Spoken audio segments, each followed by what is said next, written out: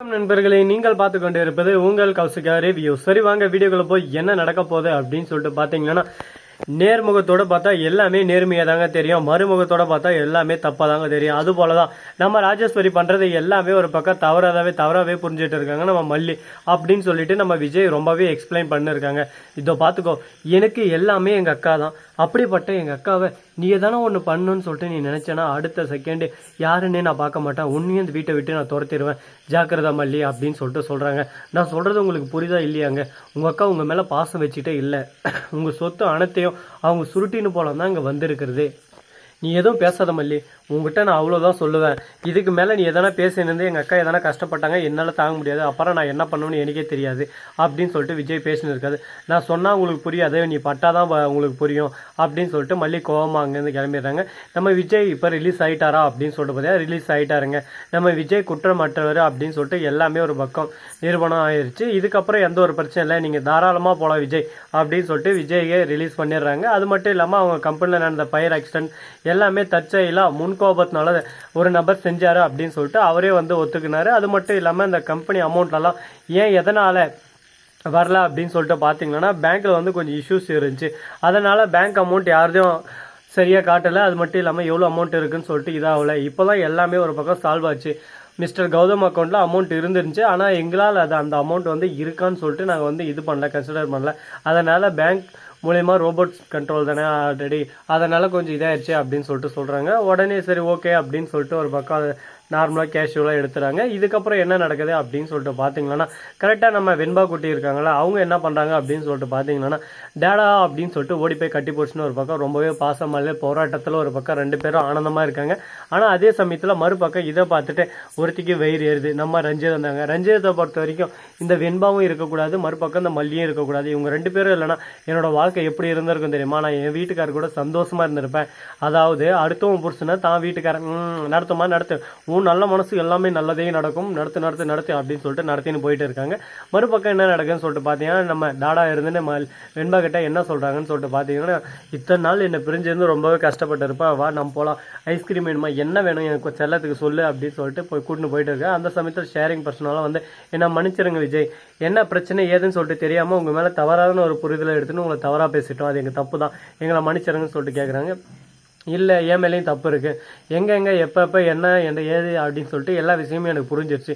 இதுக்கப்புறம் நான் எப்படி இருக்கணும்னு சொல்லிட்டு எனக்கு தெரிஞ்சிச்சு, அதுக்கேற்ற மாதிரி நான் மாற்றிக்கிறேன், அதுக்கான ஒரு சான்ஸ் கொடுத்ததுக்கு எனக்கு ரொம்ப நன்றி அப்படின்னு சொல்லிட்டு, அடிபட்டால் தான் அந்த அடியோட வலியும் அந்த வேதனையில் வர்ற நபர்களோட துளியும் எனக்கு எல்லாமே புரிஞ்சிருச்சு அப்படின்னு சொல்லிட்டு சொல்கிறாங்க. மல்லியை இன்னும் தவறுதெல்லாம் புரிஞ்சுருக்காரு நம்ம விஜய். எதனால் அப்படின்னு சொல்லிட்டு பார்த்தீங்கன்னா, மல்லி எதுக்கு எடுத்தாலும் எப்போ பார்த்தாலும் நம்ம ராஜேஸ்வரி குத்தம் சொல்லினே இருக்காங்க. அது நம்ம விஜய்க்கு சுத்தமாக பிடிக்கல. விஜயை பொறுத்த வரைக்கும் மல்லி என் உயிர் தான், ஆனால் என் அக்கா என் மூச்சு, அவங்க இல்லைனா என் மூச்சை நின்றோம். ஏன்னா சின்ன வயசுலேருந்து கொஞ்சம் கொஞ்சமாக என்னை பார்த்து பக்குவமாக வளர்த்து ஆளாக்கந்தே அவங்க தான்.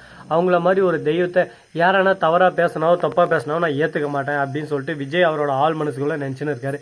என்ன விஜய் இப்படி முட்டாள்தனமாக அவன் முடிவு எடுத்துன்னு இருக்கீங்க, இப்படி முட்டாளாக இருக்கீங்களே, ஏன் இந்த மாதிரி பண்ணுறீங்க, உங்களுக்கு சொன்னாலும் புரியாது, எப்படி தான் உங்களுக்கு சொல்லி புரிய வைக்கிறதுன்னு சொல்லிட்டு புரியல அப்படின்னு சொல்லிட்டு குழப்பத்தில் இருக்காங்க நம்ம மல்லி ஒரு பக்கம். இதுக்கு மேலே இவர்கிட்ட பேசி வேலைக்கா அன்னபுண்ணி வந்து பேசுகிறாங்க. ஐயா சாமி, நான் கையெடுத்து கும்பிட்றேன், உங்களுக்கு எதனா சொத்து வேணும்னா சொல்லுங்கள், அதை கடை நான் தந்துடுறேன், நான் எங்கிட்ட எதுவும் வேணாம், என் அக்காவை எங்கிட்டேருந்து பிரிக்கிறதுக்கு எந்த ஒரு முயற்சியும் பண்ணாதீங்க, உங்கள் பொண்ணு இங்கே நல்லா தான் இருக்கா சரியா, அப்படி உங்கள் பொண்ணு உங்களுக்கு நல்லா இல்லை, இவங்க இருக்கிறதுனால உங்களுக்கு பிரச்சனையாக இருக்கா அப்படின்னு சொல்லிட்டு நீங்கள் யோசிச்சிங்களான்னா அடுத்த செகண்டே உங்கள் பொண்ணு உங்கள் கூட கையோட கூட்டின்னு போயிருங்க, எனக்கு எந்த பிரச்சனையும் இல்லை, எந்த ஆஸ்திபடையும் இல்லை, ஆட்சபடையும் இல்லை அப்படின்னு சொல்லிட்டு சொல்கிறாங்க. இதை கேட்டதை என்ன பேசுறது ஏது பேசுறதுன்னு சொல்லிட்டு தெரியாமல், ஐயோடா நாங்கள் பண்ணது எல்லாமே தப்போ தான், இனிமேல் இந்த மாதிரி தப்பு எதுவும் நடக்காமல் நாங்கள் பார்த்துக்குறோம் அப்படின்னு சொல்லிட்டு பேசிகிட்டு இருக்காங்க.